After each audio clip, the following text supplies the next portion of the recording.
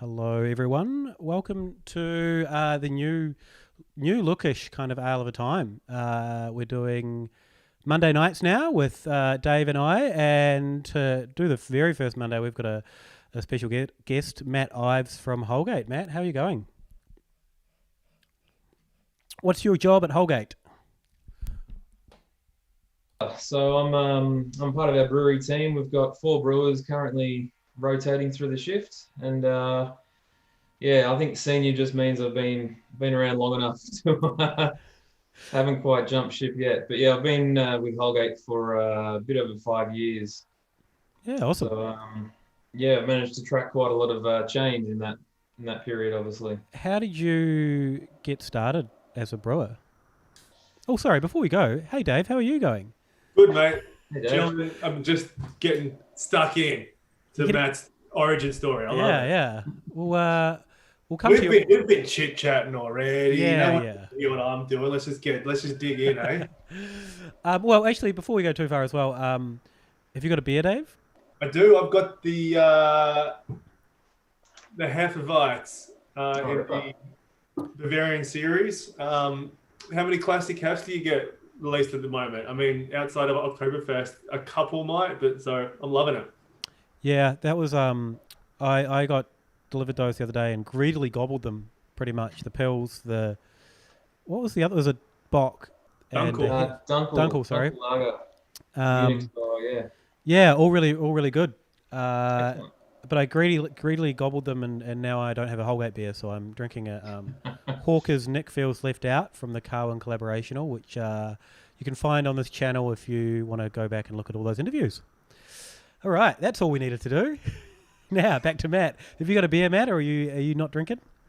No, I do. I will somewhere in between. I've got a Love All handy, which is probably interfering with my backdrop. But yeah, I'll be drinking a alcohol-free beer for a school night. But Excellent. it's not really a school night, is it? No, no. I had one of those. I think I talked about it on the chat on one of these shows. I had that at the park recently, and man, it went down just with good company and on sunny days. It really went well. Have you tried them yet, Dave? No, I haven't. Keen to, No. though. A quick shout out, Sam Smalley in the chat. I think you weren't around for the last episode, Sam. Someone asked you where you were. Yeah, exactly. Good to see. He's got a Brewdog Overworks Tropical Sour. And Justine missed me at Otter's Promise earlier. Apologies for that, Justine. I was hoping to make it and couldn't make it in the end. Yeah, all right. Formalities all done now. Back on track. And the sponsors to thank, or you skip that one? Thanks to the patrons. We don't do sponsors. No one wants to associate their brands with this. So, hey, how did you get started at Holgate? Yeah, so prior to moving back to Victoria, sort of, as I said, 5.5 years ago, I was living up in Wagga in New South Wales, and I was living with my then partner who was studying. I was off doing all the real work, getting a real income while she mooched, and that led to little social life. So I went and got another job on the side behind the bar at the Thirsty Crow Brewery up in Wagga, and I don't know. I think the similar story, having home brewed in my shed in my garage for years and years, being in amongst the brewery environment made me realise that these people actually do it for a job and it's viable, not just a dream and not just a bridge too far. So once we came back down to Victoria, she went and got the real job, and I went and had a bit of fun, and haven't left yet. Great. Can you give us a bit of an overview of Holgate? Because I think it's been around for just over 20 years. It was 20 Yeah, birthday last year. 20 years last year was our big double decade celebration. So we're located up in Woodend, Victoria, so central Victoria, just sort of up the highway on the way up to Bendigo. It's a Holgate family business. Paul and Tash started back in 1999, and much like me in my home brewing, they started off in their back shed back before they bought the pub, which I think was in 2002. They were just simply running brews into 4 or 5 tanks in his purpose-built back shed. lugging the kegs into the car and down to Melbourne, and it was all very hands-on home deliveries and all that sort of stuff. So as the business grew, they needed a bigger space for brewing in, and they decided to invest in the corner hotel down at on High Street in Woodend. Kill two birds with one stone. It kind of gave them a bit of a retail outlet as well as more space to grow the brewery into, which is what you see behind me. I felt very proud to get that fake screen behind me, so I feel like I should bring it up. So Which when would was be that? really good for the podcast, I think. Yeah, to talk The, about what they can't see. the listeners at home, Um, the podcast can't see the amazing brewery background that he's Yeah, got. exactly. When was it that the Yeah, hotel was bought? Sorry, Matt. Beg your pardon, mate? When was it the hotel was bought? I believe it was 2002. Yeah, right. Yeah, so it lasted a couple of years without any extra space, but it didn't last very long, obviously. And yeah, just sort of strength to strength since then. It's been some sort of slow growth up until the last sort of 3 years, where there's been a rather rapid expansion. We've gone from being just the one. It's actually the old beer garden of the old hotel is where we sort of closed it off and put the brewery into. That was our only real footprint for the whole business.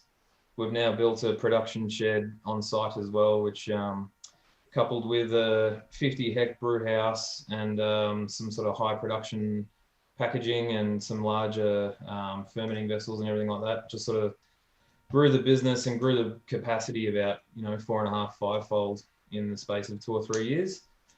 So yeah, I guess in my 5 years at Holgate, I've kind of worked for 2 or 3 different businesses all under the one banner, because we've kind of gone from that brew pub model.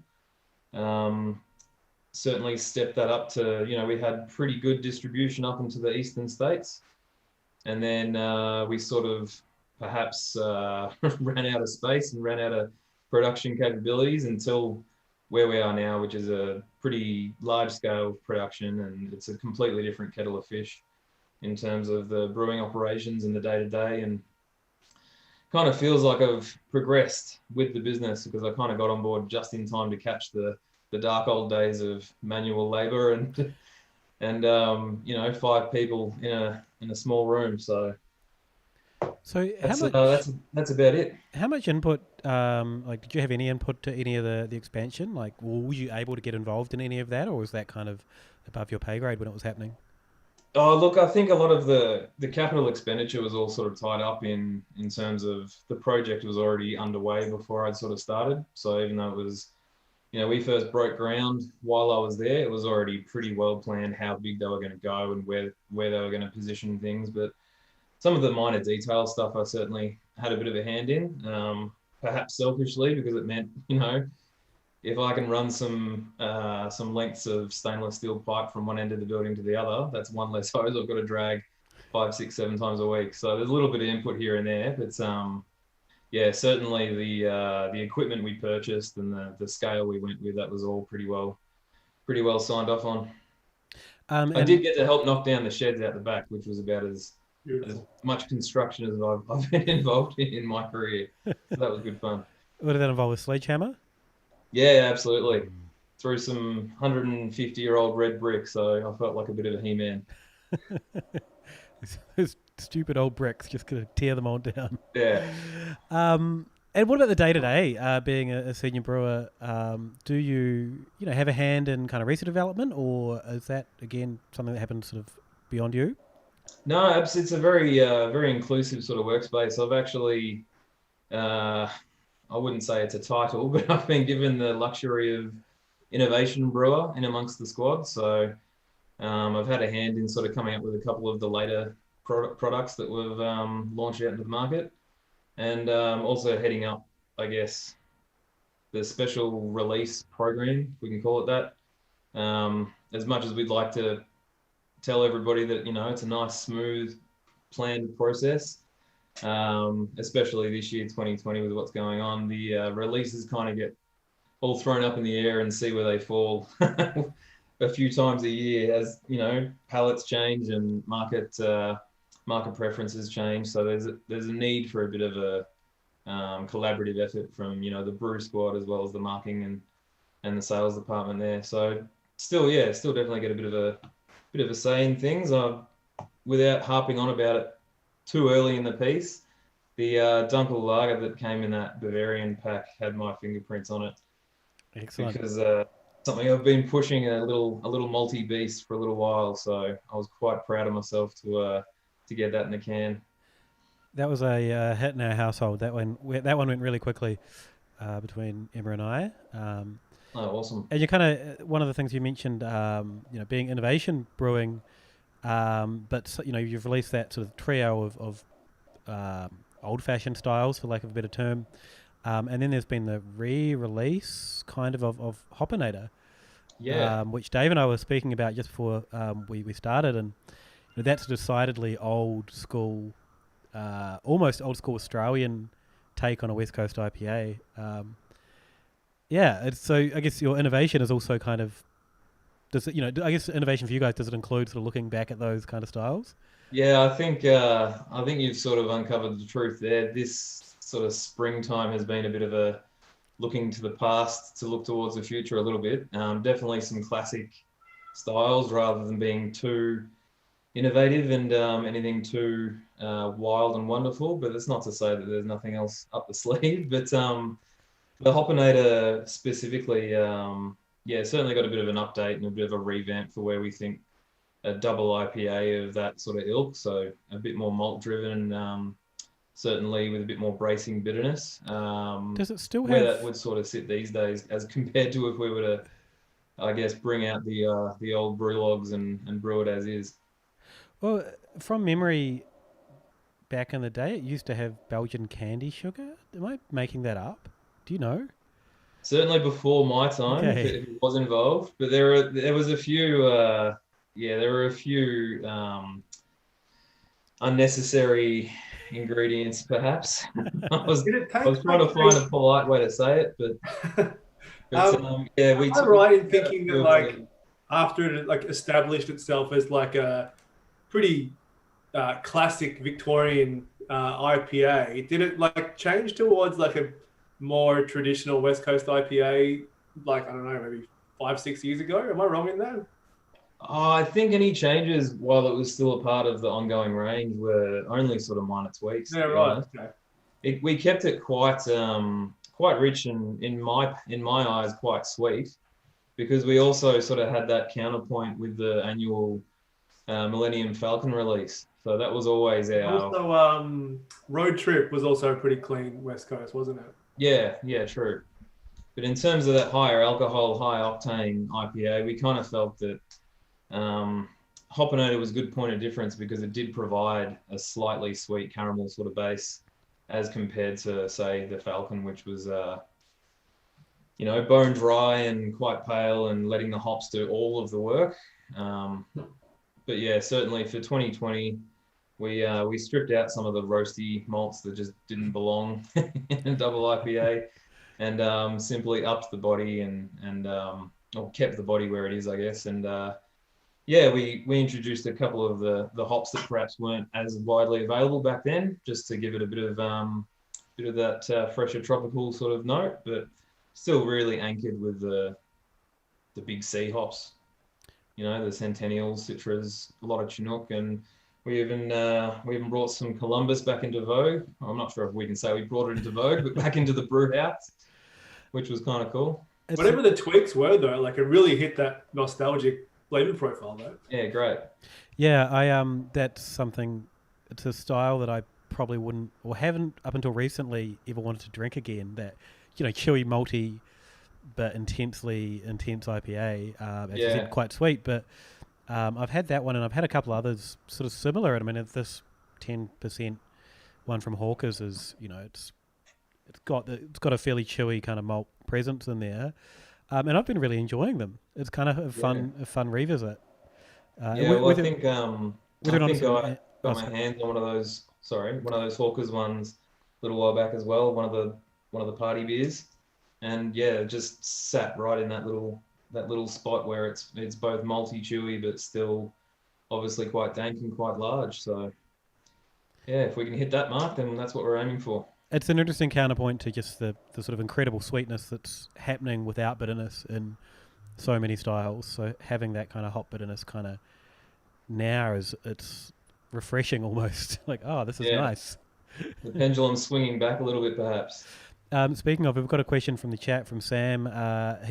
He's sort of wondering about beer drinkers going back to lagers. Was that something in the brew house? Is that something you guys are kind of looking at, or you're seeing, or Look, I think I can only speak for myself. I haven't got any market research behind me or any sort of feedback from the sales squad, but I certainly feel there's a lot more interest in the well-made lagers than even just a couple of years ago. And my own personal preferences sort of follow that same trajectory.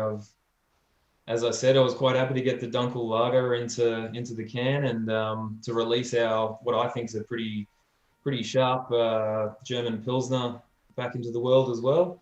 I'm really enjoying just a clean finishing. I don't know, just line and length sort of beer. yeah, it's something that the Pilsner was certainly a one that I'd definitely revisit as well of that pack.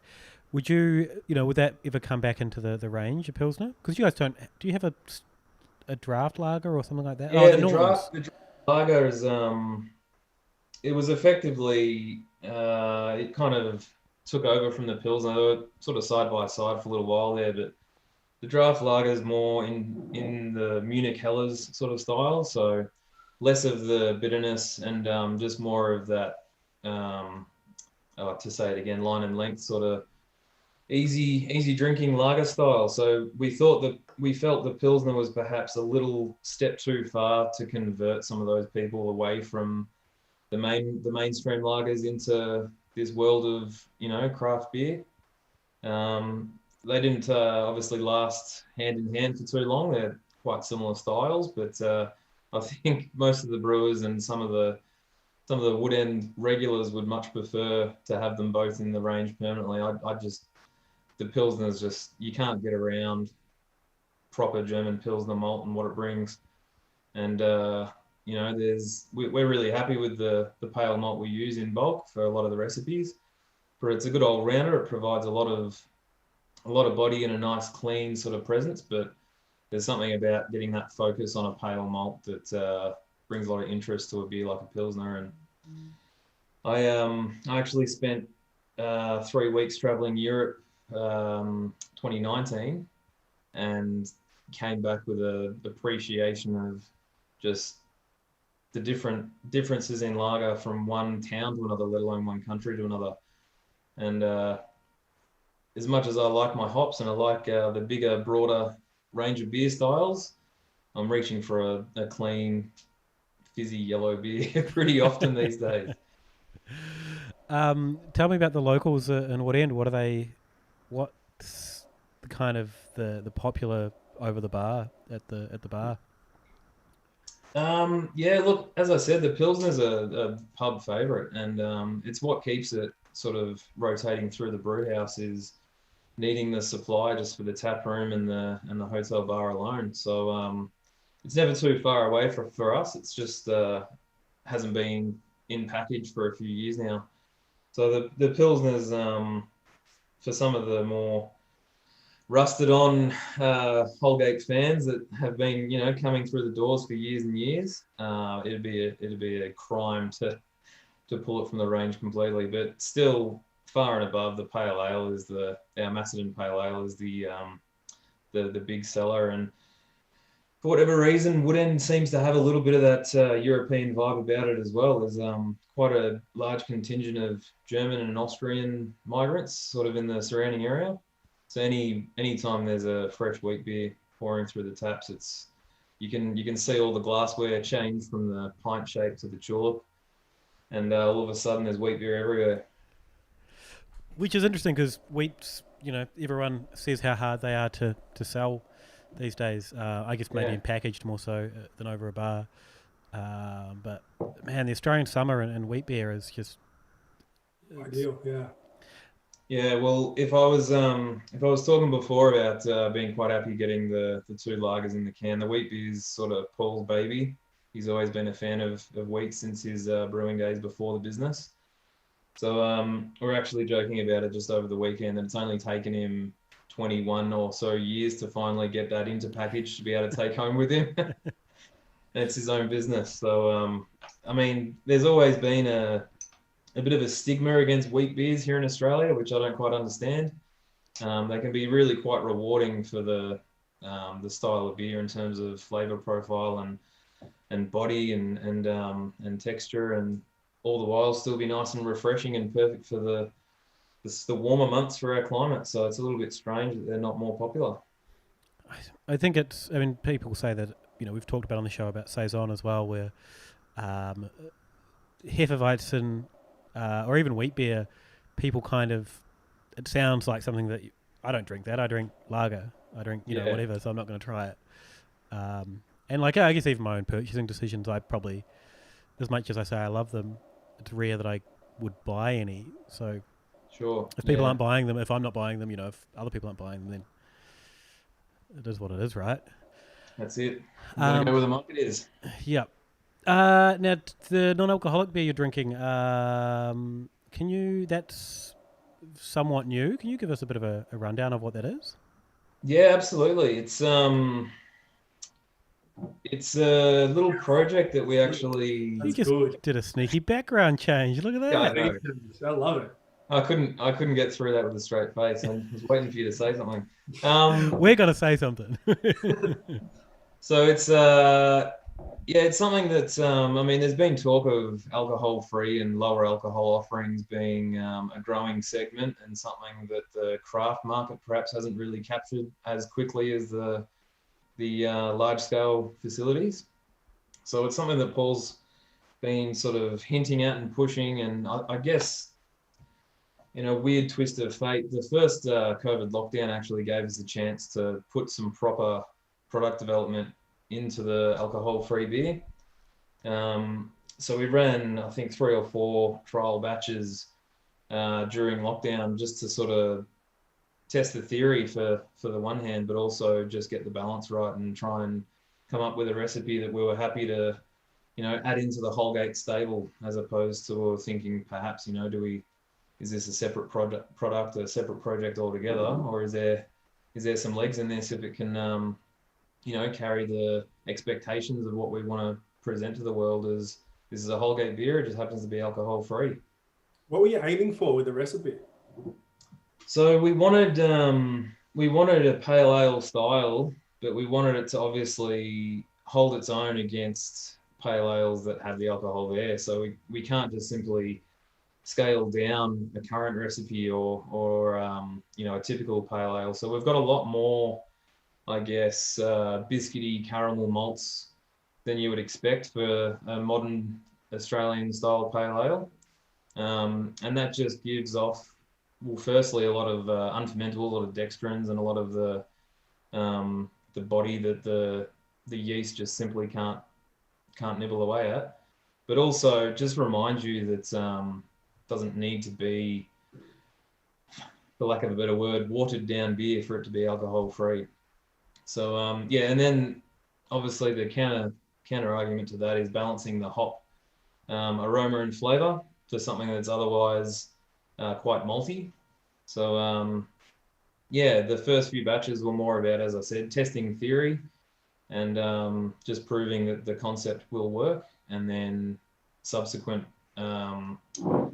trials later on in the piece, and then even the first commercial example, we've sort of started to think, okay, we're happy with this as a concept, happy with this as a product.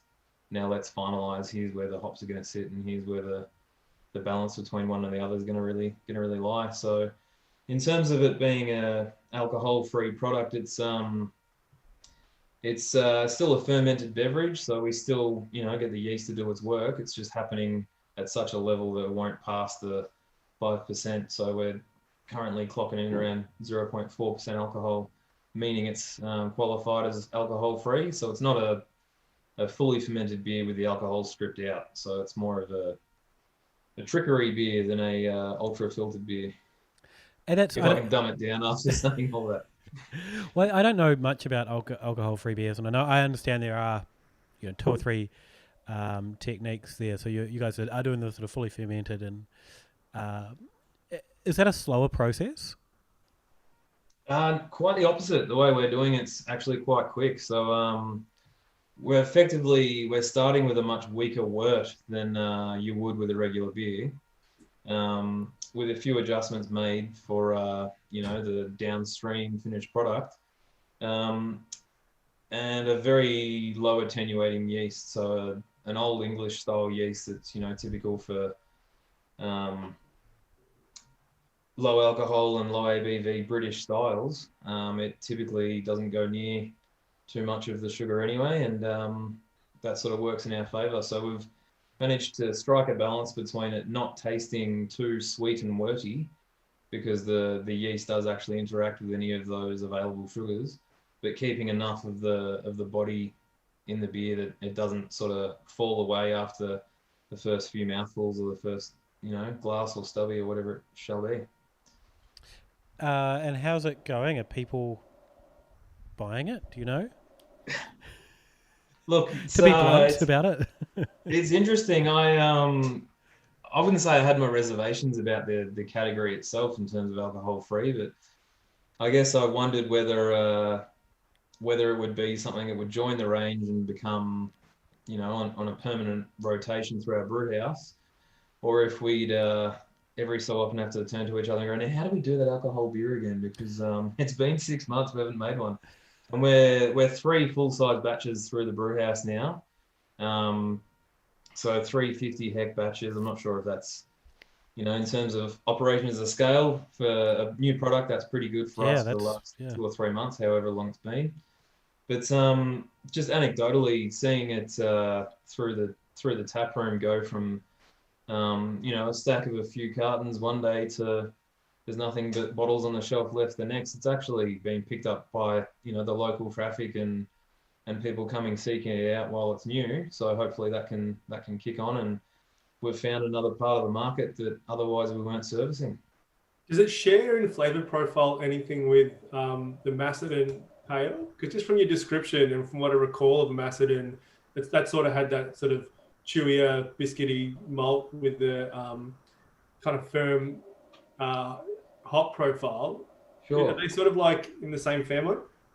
Look, I probably wouldn't have said so. I think I've very poorly kept mine in the bottle. I would have shown you there's a much more copper sort of tone to it, and I mean, obviously you eat and drink with your eyes, but that copperness sort of comes through, and there's a more biscuity and sort of like a subtle caramel to it that the Macedon certainly doesn't sort of pertain. And as well, the hops are really there late to provide some bit of a bouquet, and at the moment it's sort of presenting just as a ubiquitous sort of hoppy bouquet. We're not targeting sort of this is very citrus driven or this is very tropical or very earthy and floral. We've sort of gone for a balance of hops that just provides something that's a bit of an all-rounder and very reminiscent of just pale ale beers rather than this is a light beer and it's a light lager.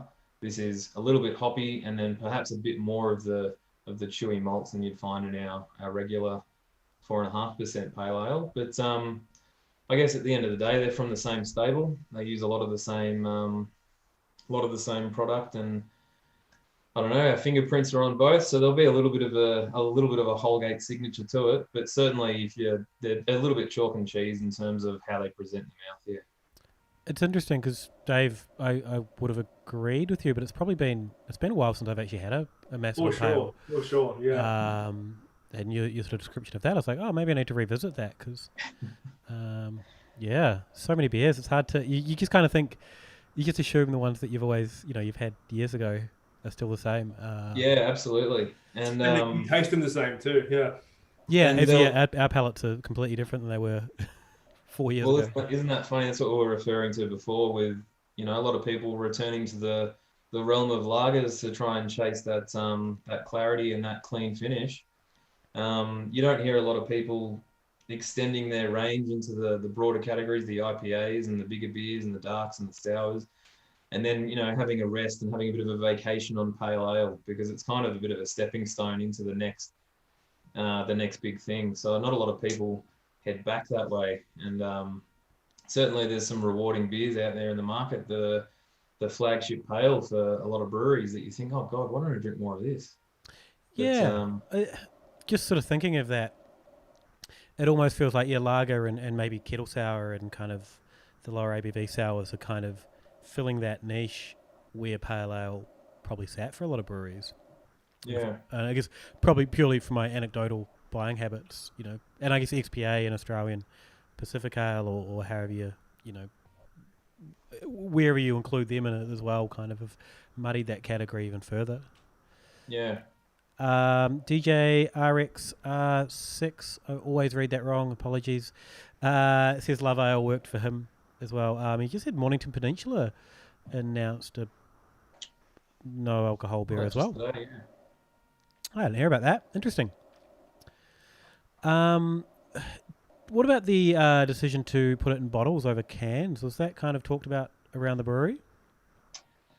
Look, not so much with the brewery team, other than be prepared with, bottles on site. But look, I think from, hallway conversations, I sort of got the feeling that it's targeted more at the non-craft drinking crowd that maybe want to try it. And typically, for whatever reason, we find that our crossover beers all start in bottles, and the cans that we have since moved to, that's things like our Road Trip IPA and our kettle soured berry blush beer and the XPA as well. They're all in cans. They're all a bit more in-depth craft, if that makes any sense. They're that sort of next step away. And I'm not sure if it's certainly not a brewer's decision, but it's I'm sure there's some science behind it, behind the scenes. I was thinking about this today because Modus have come out with Naught, which is their one, or it's kind of a spin-off brand from Modus, and that's also on bottles. And I'm kind of wondering if it almost feels more like a beer if it's in a brown bottle. Yeah, sure, maybe. Versus, it was just kind of a passing thought, but yeah, it's interesting. But I think sitting in the park when I had it, it felt more beery out than I guess soft drinky, which might kind of be an association some people might have with a can. Yeah. I'll maybe I'll explore that further in a different episode. I'm sorry I haven't got a better answer. No. This is now I'm just literally just thinking out loud. Your answer sounds pretty good, so if anyone brings it up, I'm going to steal that. That's great. This Dunkel is unreal, by the way. What do you like? Great. Thank you. Oh, that's fantastic. Talk us through it, Dave. Just perfectly balanced. It just hits every marker that you'd hope for when you buy a Dunkel in the store. And it's just lovely, smooth, beautiful Dunkel. I love it. Wonderful. I've had some recently, over the years, Dunkels, where some people end up maybe on the bit too sweet side and a bit too kind of one note. But I remember drinking that one, and it was really like there's a lot of layers in there.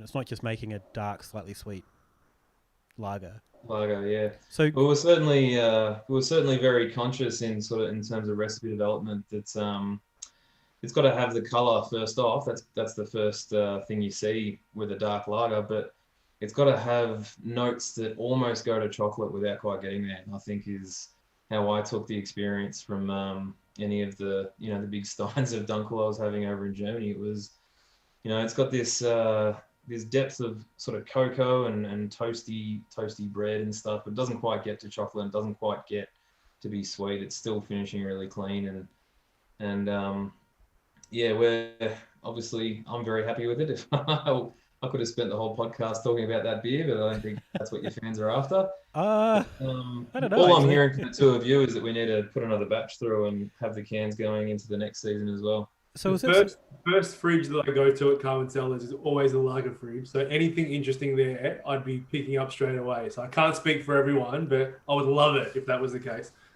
Excellent. That's going into the next NPD meeting for sure. Excellent. So had you brewed this before?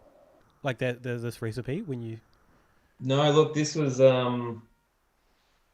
effectively a chance for us to sort of not quite apologise, but just make sure our Oktoberfest supporting crowd didn't really miss out, because it's always a bit of a staple across the craft brewery scene for a lot of places. But being a regional centre, we usually get really good turnout for our Oktoberfest party. And obviously, with a bit of an unknown a few months before September, October rolled around, and even then I think we're still certainly in lockdown between Metro Regional, it made sense to just put them out into the market as have your Oktoberfest at home. So it kind of came simply to us to put Pils and Hef into the pack. Their two beers have been on constant rotation, as I said, for the brew pub itself. And the Dunkel was just a chance to explore, this is what Munich Malt's all about. This is what Matt's been banging on about since he got back from Europe. Let's see if it holds up. And so we came up with a pretty classic, pretty what's the word for it? Pretty streamlined kind of recipe. There's nothing too. I mean, there doesn't need to be anything too fancy. It all comes down to the presence of malt and as you said, Dave, the balance there, just to make sure it's as drinkable as any other lager, despite the fact that it's dark and rich and toasty and a little bit of chocolate, but not quite. DJ RXR6 has apologised to me for me getting his name wrong. He said Daniel's fine. Sorry, Luke. That's on me, Daniel. And I should note while I'm talking directly to you, you need to update your address in the Patreon so you can get sent the delicious beer that's behind me, Daniel. How good is it getting one-on-one conversation with that? Yeah. I might edit that bit from the podcast. But he's also asking any more Wild Red on the horizon. And then just before you kind of go into that, thinking back, Dave, I can't remember which year it was, but Holgate was our brewery to watch one year in our annual awards. Because of Wild Red, if I'm not much mistaken. Yeah, I think Wild Red and the Sour Brett, and it was kind of like, and I think that was kind of when the expansion started happening, and we were like, oh, let's keep an eye on what Holgate are up to, because those are kind of interesting products. So yeah, any more out there?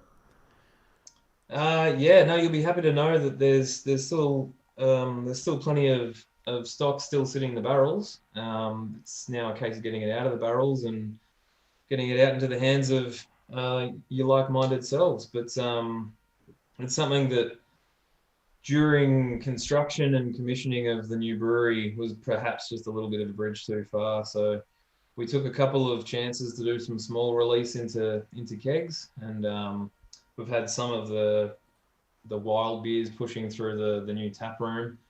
But excitingly, we've got a few variations happening as well. So when the time does come to finally roll the barrels back in, there's certainly Wild Red to go through, but we've sort of had a bit of a crossover in terms of Wild Red being a traditional Belgian style sort of Flanders red, so barrel aged and barrel soured, if I can use that term. You can. Whereas the Sour Brett's more of a juxtaposition. It's a all stainless steel beer, kettle soured and Brett fermented, but in a clean environment, not in the let it run into the timber sort of style. So we've had a bit of a blending of those two worlds where we've barrel aged some of the Sour Brett, just because we like to punish ourselves a little bit at Holgate Brewhouse, and as well as that, we've also given a bit of variance with some fruit additions and things like that. So there'll be quite a few interesting things coming out of the sour program. It's more a matter of when can we rather than when will we.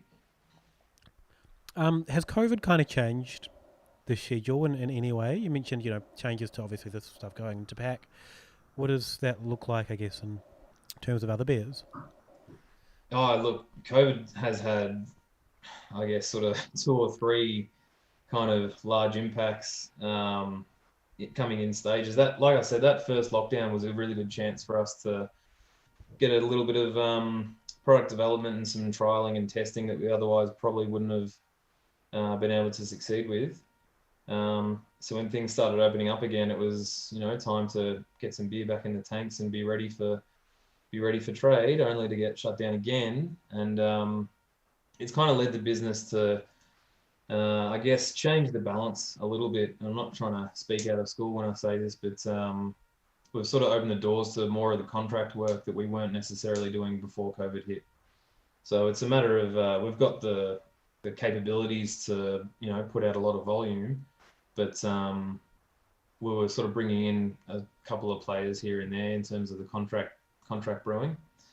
But yeah, with the second lockdown and summer at the other end of it, there was obviously a lot more interest in using our facility to contract work, and some of that's in partnership with the brands, or some of it's simply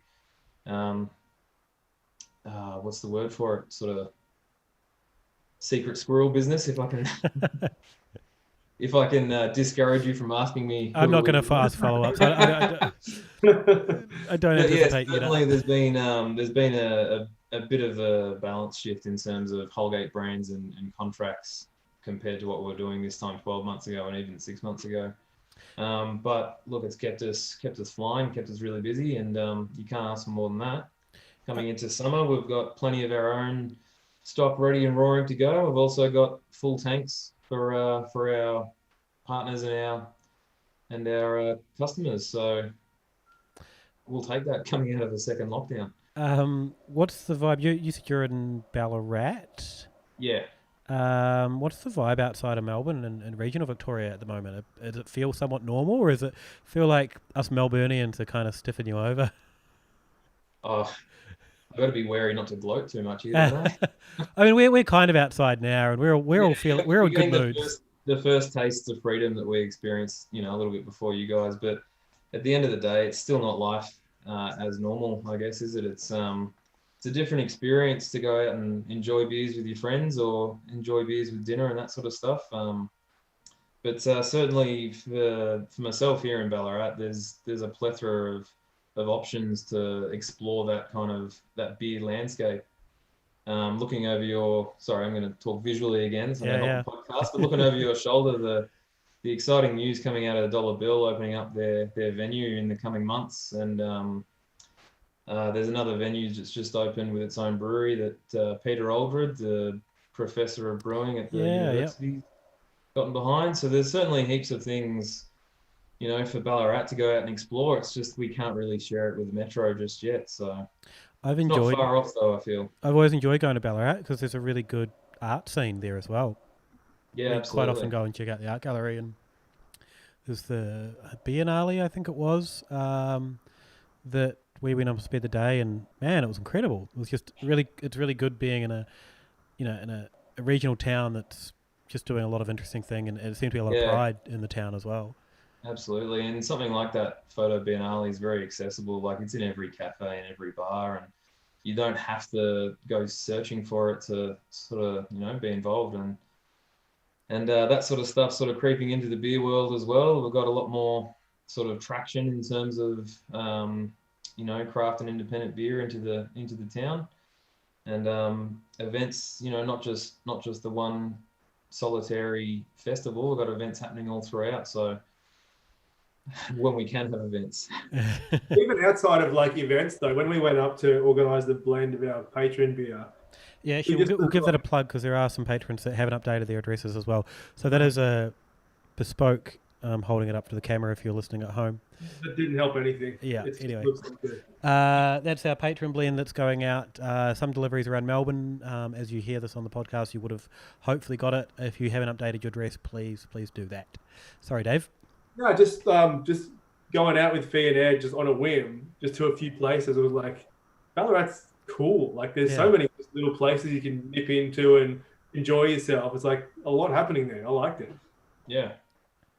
I think, That's certainly become home for an old ex-Melbourne boy like myself. I often, I guess, get a little bit of envy in terms of just the volume of beer venues and beer happenings in Melbourne. But I mean, you only got to look around and realise, as you say, Dave, it's a smaller scale, but it's still here. So there's so much choice now that I'd almost rather just have a bit less choice. And we used to be across every single beer release that came out, like, constantly, and that's just like, I don't know what's happening anymore. Yeah.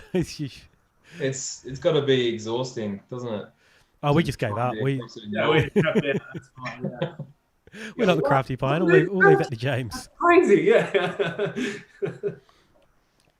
There's a question. Daniel was going to ask a question about contracting, but Sam Smalley has said, "Is it true that the great Warrnambool golfer Mark Leishman's beer is brewed by you guys?" I don't know if you can. Yeah, it is. Yeah, absolutely. That's one I'm happy to talk about. I don't know anything about. Mark Leishman, I always thought was a rugby commentator, so I have no idea what this is at all. Yeah, so he's a professional golfer who I think he first launched a beer brand over in the US, obviously playing a lot of the PGA tournaments and things, and had a bit of a following over there. Decided to bring that brand and that concept to Australia, and slightly different beer, I've been told, to what they're putting into the US market. But it's Leishman Lager, brewed under contract by Holgate Brewhouse, knowingly, and I think he's sort of onto something. If you can get the beer into the fridge of every other golf course in the country, then it'll certainly keep us busy. Especially with the name of the pro on it. It would. Yeah, absolutely. Buy out, I reckon. But yeah, it's a great little beer. It's a sort of mid-strength lager. So it's obviously for your 19th, 20th, and 21st hole. And it's very enjoyable. Just line and length again. Man of variety. I've got the one phrase to fall back on, but it's a line and length beer, and certainly we're pretty happy to be involved. It might be a little mini niche thing happening, because I know Colonial have done their tailor-made lager as well. So the whole golf club beer could be a burgeoning boom. Just don't tell the big boys that we're coming for. I was also wrong. Mark Leishman wasn't a rugby commentator. Just in case anyone's at home screaming it there. We didn't think he was. Okay. there is a New Zealand TV personality who is a commentator of things. Just doesn't look like he really commentated rugby. Anyway, this is well beside the point. All right, let's move on. Yeah. Daniel, who's also in Ballarat, aren't you? Yeah. Is saying it's been interesting observing the growing range of craft beer in Ballarat, particularly takeaway beer in the bottle shops. So, it's certainly looking forward to the Dollar Bill project opening, as you mentioned, and it's every time I've been to Ballarat, I've always found something new. Yeah, it's great, and the new microbrewery that's gone in, small little system, but a huge, great big venue. So I think Pete's got the balance just right there. That he's or Pete and his team, I should say, have they've gone after the food and beverage game, but with a brewery in there to add that point of difference. So it's going to be really exciting. I'm yet to have walked through the doors, but I'll tell you all about it next week because I'm there this weekend. So exciting times for the region, not just Ballarat, but obviously there's other things happening in the stone's throw in any direction from where we are. I do feel like Melbourne people just chatting anecdotally to friends. Everyone's just keen to get into regional Victoria and out of Melbourne for a start and just do stuff. Yeah, absolutely. Up to Woodend would be the first trip, surely. I've already planned my first trip and it's not Woodend, unfortunately, but we'll call that one the second. But it's so easy to access by public transport. It's simple. I mean, you take that drive if you by car, that drive down the Avenue of Honour into Woodend is beautiful, particularly during autumn. But and then it leads right up to the Woodend Brewery. It's like a blessed trip. Yeah. As you said, the train. It's what is it? Is it less than an hour from Melbourne? Yeah, it's under an hour trip, and it's pretty much door to door, from the station to the brewery. So yeah, maybe it will be my first trip now. Yeah. And rooms upstairs for those that really want to imbibe. So there's no reason not to, in my opinion. And I think I've towed the company line enough to keep. I was going to say, while you're plugging, what else do you have to plug? What else? Yeah. Look, I think as I said to you before, we're really excited to see, the world opening up again and Holgate beers going back out into the market. It's not that we've been, a shut business, but we're certainly looking to get back into the original flow of things. And having the pubs open just means that we've got those relationships growing and building again. So coming into the next year, as I said, everything's a little bit up in the air, but over the next couple of weeks, we're really pinning down where the seasonals are likely to land and where we're going to go in that sort of direction. Awesome. I reckon that's a good spot to wrap up. Dave, do you have any more questions? Important question of the night. When's the UXB coming back, Matt? UXB. All right, let me write that one down. That's the oversized ESB. Am I correct? We took that challenge on for the double decade last year with the double-sized ESB. Similar sort of beer, probably, got to a slightly different bit bigger, wasn't it, if I'm not mistaken? Beg your pardon? Was it bigger? The double ESB? Yeah, definitely. A little bit bigger, yeah.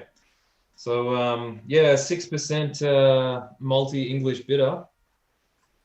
Sort of bucking the trend. It's sort of harking back on history. That's kind of what we've been doing lately. It's been working for us. So, I don't know, Dave. You can put your royalties on hold until you see it come up on social media. But who knows?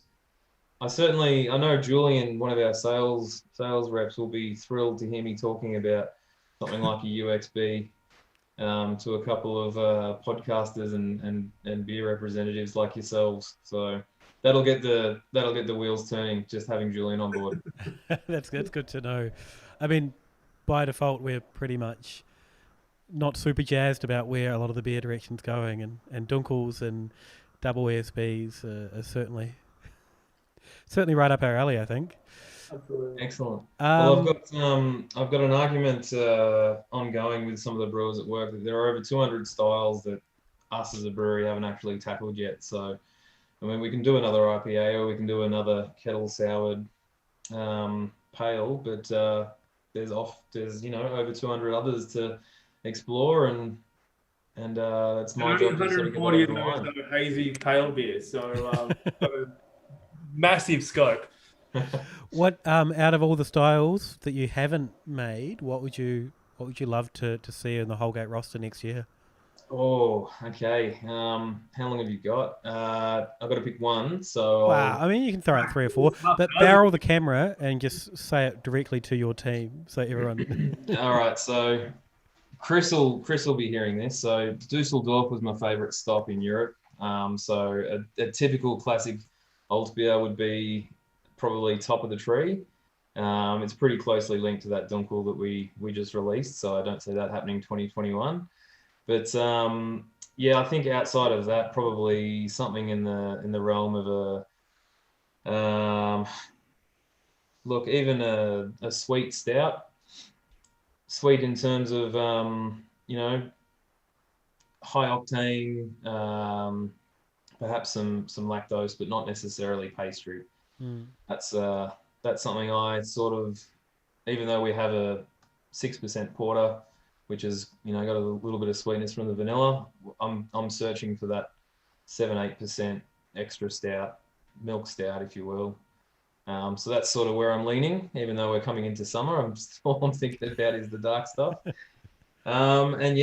Look, outside of that, perhaps playing around with a few more spices and fruits in the brew house rather than further downstream.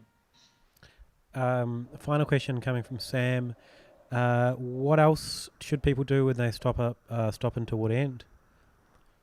Oh, well, the whole Macedon Ranges region is just rife for exploring. So in terms of the Mount Macedon itself is it's quite foreboding to look at it, from the highway. It's just a big hill covered in trees. But once you get up there, there's actually quite a lot of exploring to be done. And the Camel's Hump viewpoint is a must, looking out over the plains and over Hanging Rock.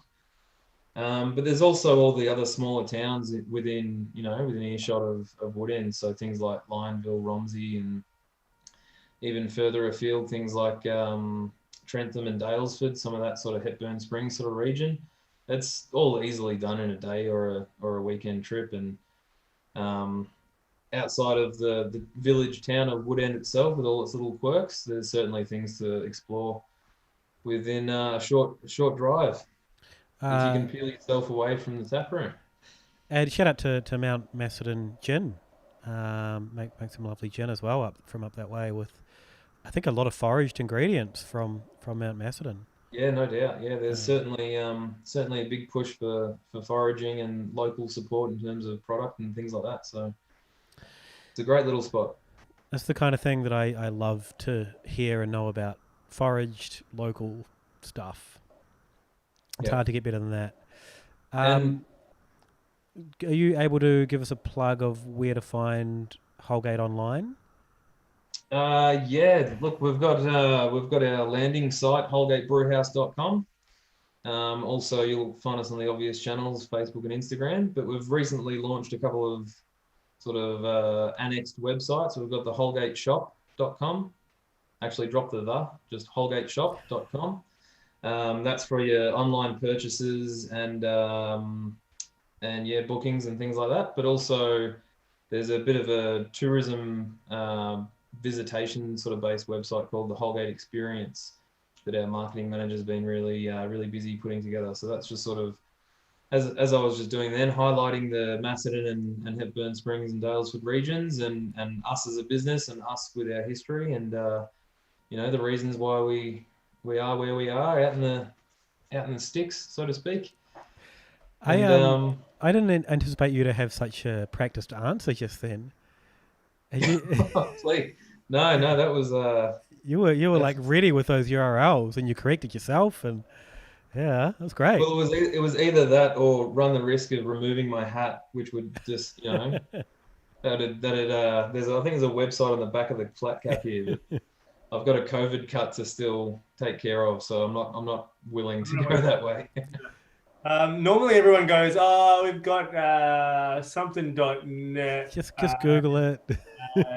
Probably. So we're on Facebook and Twitter, but different names. So listen carefully. God. No, I'd like to think we're streamlined in terms of our social media communications, and I'm just towing the line. But honestly, that was a fluke.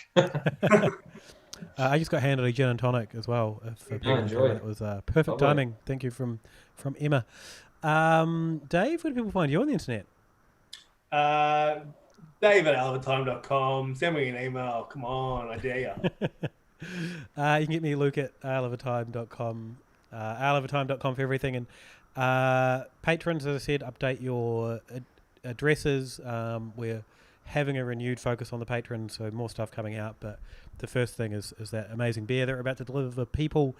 Hypothetical Institute in your podcasting apps for conspiracy stuff. We're going to be finding out why New Zealand's a police state. New Zealand is apparently being taken over by the New World Order, so tune in for updates on that. And yeah, that's it. Thanks so much, Matt. Really enjoyed it. No, thank you so much for having me on, guys. It's been great. And cheers everyone in the stream there on Beer Together. If you're listening on the audio, subscribe to Beer Together on YouTube, and we've got some news shows. We've still got Have a Beer Guest of the Year with Ian McNally and Nick Capper on Thursday nights, and then Thursday Beer News, and then this every Monday night from now on, Dave. Is that true? Exactly right. Can't wait. Thanks, everyone. Wonderful. Thanks, guys. Yeah. Cheers. All right, end of the stream.